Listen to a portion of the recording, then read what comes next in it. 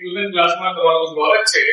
આજે આપણે જોવાના છે ગઈકાલના જે બાકી રહી ગયા છે તે દાખલા આપણે જોવાના. તો હવે જોઈએ આપણે પ્રશ્ન નંબર 7. એક ખેતરની બાજુની લંબાઈ 320, 240 અને 400 મીટર છે. ત્રણ બાજુના માપ આપેલા છે અને તમારે શોધવાનું છે ખેતરનું ક્ષેત્રફળ. એટલે આપણે લઈ લઈએ કે AB, BC અને AC. પહેલા A, બીજાને B, ત્રીજાને આપણે કહીશું C. પહેલી બાજુ આપેલી છે 320 મીટર, તો બરાબર 320 મીટર. 240 અને પછી આપેલી છે 400 મીટર. બરાબર, સરવાળો કરી નાખીએ તો 300 ને 200 500, 500 ને 400 500 900, 960 960 થઈ જશે. એટલે 960. તો પેલા કાઢી લઈએ આપણે અર્ધ લંબાઈ હતી, તો અર્ધ લંબાઈ S બરાબર A plus B plus C divided by 2. A plus B plus C નો સરવાળો કરવો હોય 60 ભાગ્યા 2 કરીએ તો 2 4 8. એક વધે 1 મીટર 16, 2 8 16 એટલે 480 આવશે. 480 આ તમારું S. હવે આપણે શોધી કાઢીએ ખેતરનું ક્ષેત્રફળ. તો એ લખીએ કે હેરોન ના સૂત્ર પ્રમાણે ખેતરનું ક્ષેત્રફળ S minus A, S minus B, S minus C. આ એક તમારું સૂત્ર. હવે S ની જગ્યાએ શું આવશે? તો S ની જગ્યાએ આવશે 480. તો S ની જગ્યાએ લખી દઈએ 480. 480 minus A. A ની જગ્યાએ કેટલા દેખાય છે? 320 દેખાય છે. તો અહીંયા 320.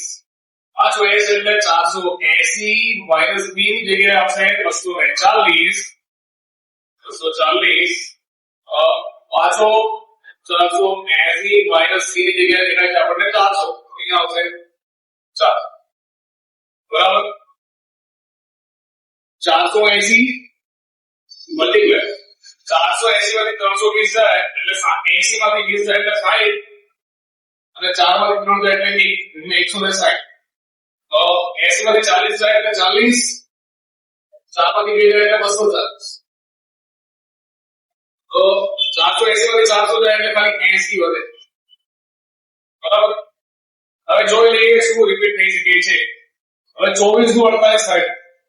24 નું 48 થાય છે. તો આપણે અહીંયા કરી દઈએ 240 ગુણ્યા 2 એટલે થઈ જાય 480. બરાબર, 160 અહીંયા 80 ગુણ્યા 2 એટલે 160 થઈ જાય. તો અહીંયા લખી દઈએ 80 ગુણ્યા 2 એટલે થઈ જાય 160. 240 નો 240 અને 80 નો 80. હવે જે રિપીટ થાય છે આવશે 12. તો રિપીટ થઈ ગયું તમારો 240 કિલો. તો એ આવી ગયો 12. પછી રિપીટ થયો તમારો 2, એ આવી ગયો 12. પાછું રિપીટ થાય છે 80, એ આવી ગયો 12. એટલે અંદર કઈ વધ્યું નથી. હવે ગુણાકાર કરી નાખીએ તો 24 ના ડબલ થઈ જાય 48 એટલે 480 થઈ જાય ગુણ્યા 80. પછી આ 0 નો 0 લખી દઈએ 8 0 0 51 64 અધી પડે 6 8 32 ને 6 38 એટલે 400 મીટરનો સ્ક્વેર થઈ જાય. પ્રશ્ન નંબર 8. એક ત્રિકોણાકાર બગીચાની બાજુઓ 120, 80 અને 50 મીટર છે. એટલે ત્રણેય બાજુઓનું માપ તમને આપેલું છે. તો પહેલા આપણે લઈએ AB, પછી લઈએ BC અને પછી લઈએ AC, A, B અને C. પહેલી બાજુનું માપ આપેલું છે તમને 120, પછી 80 અને પછી આપેલું છે 50 મીટર. સરવાળો કરી લઈએ આપણે તો 120 ને 80 થઈ ગયા 200 અને થઈ ગયા 50 એટલે 250 મીટર. બરાબર, આવી ગયું તમારું જોડે બાજુઓનું સરવાળો. હવે અહીંયા તમારે શોધવાનું છે તેનું ક્ષેત્રફળ.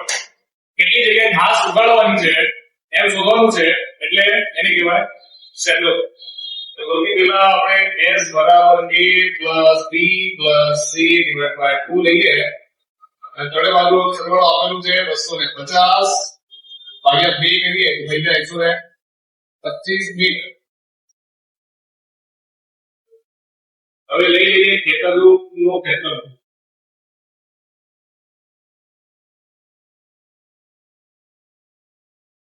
s minus a s minus b s minus c. s की जगह तुम्हारा આવશે 125. એટલે એ 125 minus a ની જગ્યાએ આવશે 120. પાછું 125 અને b ની જગ્યાએ આવશે 80. પાછું 125 અને c ની જગ્યાએ તમારા આવશે 50. બરાબર 125 multiply 125 minus 120 એટલે થઈ જાય 5. 125 minus 80 એટલે 45. 125 minus 50 એટલે 75. હવે અહીંયા જોઈએ આપણે પહેલા 125 આપેલા છે, પછી 45 પણ આપેલા છે અને 75 પણ. હવે 125 અને 75 25 ના ઘડિયામાં આવી. તો આપણે લઈએ 25 નો ઘડિયો, તો 25 ગુણ્યા 5 બરાબર થઈ જાય 125. પછી 5 નો પાર અહીંયા આવશે, પછી 5 9 45 થાય એટલે 5 તારી 15 તારી 45. 5 તારી 15 તારી 45 અને અહીંયા લઈએ 25 તારી 75. હવે રિપીટ શું થાય છે, તો અહીંયા 25 અહીંયા પણ 25 તો રૂટની વાર આવશે 25 5 5 એટલે આવશે અહીંયા 5. પછી શું થાય બે વાર 3 થઈ જાય એટલે એક વાર આવશે 3 વાર. હવે 5 વધ્યા 3 વધ્યા તો 5 તારી 15. હવે 25 પંચા 125 અને 125 તારી 375 3 7 5 અંદર 15 મીટર નું સૂત્ર. આ આવ્યું તમારું ક્ષેત્રફળ. બરાબર. એના પછી આ દાખલામાં તમને ત્રિકોણની ફરતે વાળ કરવાની છે. હવે જે વાળ થાય છે એ કેન્દ્રની બાઉન્ડ્રી ઉપર થાય.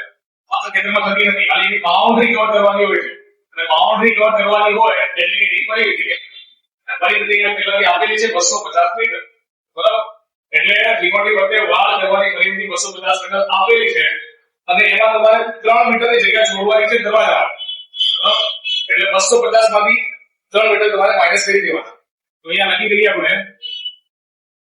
વાળ કરવાની જગ્યાની પરિમિતિ જે આપેલી છે ટોટલ 250 આપેલી. અને 250 માંથી 3 મીટરની જગ્યાએ તમારે છોડવાની છે એટલે -3 મીટર એટલે 247 મીટર ઉપર તમારે વાળવાનો હોય. અને વાળ વાળવાનો ખર્ચો જે આપેલો છે 20 રૂપિયા પ્રતિ મીટર છે. તો લખી દઈએ વાળ કરવાનો ખર્ચ 1 મીટરના 20 રૂપિયા આપેલા. તો 247 મીટરના કેટલા રૂપિયા? તો ગુણાકાર કરીએ 247 ગુણ્યા 20 કરીએ આપણે તો 2 + 14 બધી પડી 1 બીજો 8 ને 9 અને 2 × 4 એટલે 4940 રૂપિયા તમારે આપવા પડે. પછી આપણે પ્રશ્ન નંબર 9 એક સમદ્વિબાહુ ત્રિકોણની સમાન બાજુઓ પૈકી ત્રિકોણ આપેલું છે સમદ્વિબાહુ એટલે કે એવો ત્રિકોણ જેની બે બાજુઓ સમાન હોય છે. પ્રત્યેક માપ 30 સેમી છે એટલે બે બાજુનું માપ તમને આપેલું છે 30 સેમી જે સમાન છે. તો આપણે લખીએ AB BC AC અહીંયા B આવી ગયા C. બે બાજુ સમાન છે અને બંનેનું માપ છે 30. અહીંયા પહેલાનું માપ 30 લઈએ, બીજાનું માપ પણ 30 લઈએ. એટલે ત્રીજાનું માપ આપણને ખબર નથી પણ પરિમિતિ આપેલી છે 84. પરિમિતિ એટલે ત્રણેય બાજુઓનું આપેલું છે સરવાળો તો અહીંયા આપણે લઈ લઈએ 84. હવે અહીંયા 30 ને 30 કેટલા થાય તો 60 થાય.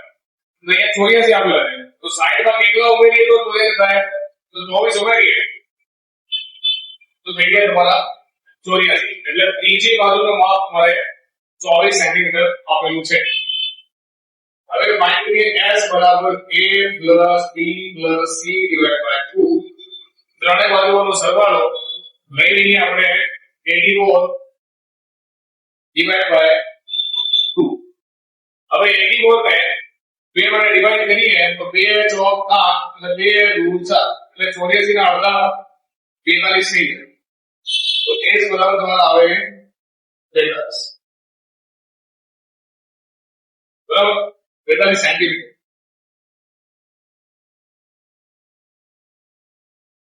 એરોના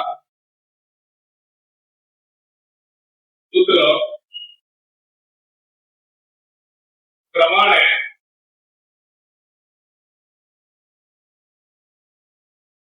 ત્રિકોણનું ક્ષેત્રફળ સૂત્ર લાગશે s minus a s minus b s minus c.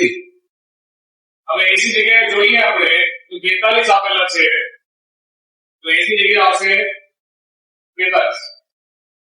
પાછું s તો 42 minus a એની જગ્યાએ ડિવાઇડર 30 તો અહીંયા મૂકી દઈએ આપણે 30. પાછું s એટલે 42 minus b ની જગ્યાએ પાછા 30 અને s minus c એટલે 42 minus c ની જગ્યાએ નિકાલ છે 24 અહીંયા આવશે 42 માં 42 42 માં 30 એટલે 12 અહીંયા આવશે 12 42 માં 24 એટલે 10 ની 4 ને 6 અને 2 8 3 ની 2 એટલે ઠીક એટલે 18 એટલે 42 12 12 ને 18. હવે આપણે ભાગ પાડી દઈએ આના તો 12 વાળો રિપીટ થાય આ આપણે કઈ કરવું નથી. આ તો કઈ કરીએ એટલે ફક્ત વિભાજિત કરી દઈએ 6 7 42 12 ને રેવા દઈએ 12 ને રેવા દઈએ પછી આની જગ્યાએ 6 તારી 18. હવે રિપીટ શું થાય છે તો 12 વાર રિપીટ થાય છે તો 12 ને લઈએ 12 અને 6 6 રિપીટ થાય એટલે ગુણ્યા 6 શું રહી ગયા તો 7 અને 3 રહી ગયા તો 7 તારી 21 થઈ ગયા 5 અને 72 अंदर रूपा 21 सेंटीमीटर नो स्क्वायर. तो ये प्रश्न नंबर 11 एक त्रिकोणाकार प्लॉट की बाजुओની લંબાઈ 200 મીટર 210 મીટર અને 290 મીટર છે. આ પ્લોટમાં લોન એટલે ઘાસ ઉગાડવાનો ખર્ચ 5 રૂપિયા પ્રતિ મીટર સ્ક્વેર ના લઈએ છો બરાબર. એટલે ઘાસ ઉગાડવાની છે તો આખા પ્લોટમાં ઘાસ ઉગાડવાની હોય તો એ ક્ષેત્રફળ તમારે શોધવું પડે. એના લઈએ આપણે AB BC અને AC A B અને C. પહેલી બાજુનું માપ અમને આપેલું છે 200 પછી આપેલું છે 210 અને 290 આપેલું છે. સરવાળો કરીએ તો 2 અને 2 4 અને 2 6 એટલે 600 થઈ ગયા અને 90 ને 10 બીજા 100 એટલે થઈ ગયા તમારા ડાયરેક્ટ 700. હવે આપણે ફાઇન્ડ કરીએ s a + b + c / 2 ત્રણે બાજુનો સરવાળો તમને દેખાય છે 700 તો 700 ભાગ્યા કરી નાખીએ 2 700 ના અડધા થાય 350 એટલે અહીંયા 350 તો s બરાબર 350 મીટર.